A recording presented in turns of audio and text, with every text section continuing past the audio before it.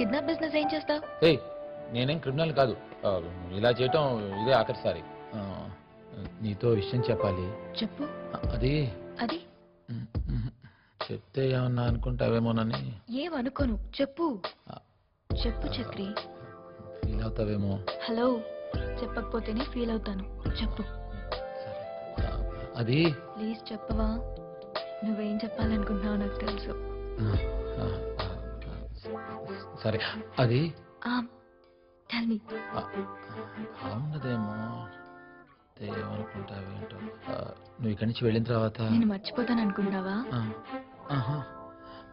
Then what? నువ్వు ఇక్కడి నుంచి వెళ్ళిన తర్వాత మీ డ్రైవర్ తీసి. డ్రైవర్ ని తీసేయాలా? మా డ్రైవర్ కి నీకు సంబంధం ఏంటి? మీ డ్రైవర్ పేరు మున్స్వామి కదా? అవును. అయితే ఖచ్చితంగా తీసి. ఎందుకు? ఎందుకంటే పాజిటివ్ గా ఆలోచించి మోటార్ సైకిల్ కనిపెడితే అమ్మో కింద పడితే తలబద్దలు అవుతున్నామని నెగిటివ్ గా ఆలోచించడం వల్ల హెల్మెట్ కనిపెట్టారు. అప్పుడప్పుడు నెగిటివ్ గా ఆలోచించడం కూడా పాజిటివ్. ఎవరిని కిడ్నాప్ చేద్దాం చెప్పండి రా. ఎవరిని చేస్తే బెటర్? డ్యూటీ లేదా? ఏం డ్యూటీ అన్నా? Self holidays. మా ఓనర్ గలీజ్ గాడనా జీతం చక్కగా అయ్యాడు. ఏదైనా మంచి డ్యూటీ ఉంటే చెప్పరాదే, అలాగని వదిలేస్తా. సీరియల్ వేసుకెళ్తా. అరే ఏం రాదన్నా, చేతిలో స్టీరింగ్ పట్టుకొని తిరుగుతాం. ఆ జూబ్లీస్ కాన్గట్లేడు లేదా అప్పుడు పైసలు ఇవ్వలేదని స్టీరింగ్ పిక్ వచ్చిన. అరే బూత్ బంగ్లా తీర్లేదు కదా ఆడికి. ఆ బూత్ బంగ్లానే ఉండేది 5గురు. ఆ బూత్ బంగ్లా అమ్మేసి నా 1650 రూపాయలు అప్పు తీర్చొచ్చు కదా సాలేగాడు. కోర్టు ఉన్న వాళ్ళందరికీ అంతే రాబాయి. పని చేయించుకొని పైసలు ఇవ్వడానికి వస్తారు సాలేగాళ్ళు. మా ఓనర్ కూడా అంతే.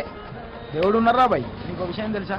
మా ఓనికి ఒక్కగాని ఒక కూతురు ఉంది. నాలాంటి లోఫర్ గాంతో లేచిపోయింది అనుకో, అప్పుడు తెలుస్తుంది సాలేగానికి. ఆ రోజు మునుస్వామి దత్తు మాట్లాడుకుంటుంటే విని నిన్ను కిడ్నాప్ చేసి ఎవరికి అనుమానం రాకూడదని ఈ కాన్వెంట్కి తీసుకొచ్చాను. అది జరిగింది.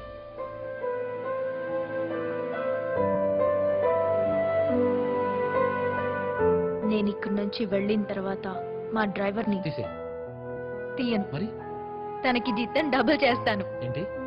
ఎందుకంటే నేను నిన్ను కలవడానికి కారణం తనే. చక్రి అబ్బాస్ రమ్మన్నాడు. రారా లోపల రా. లేదురా, కాను వాళ్ళ దగ్గర పంపించరమ్మన్నాడు. సరే ఓకే.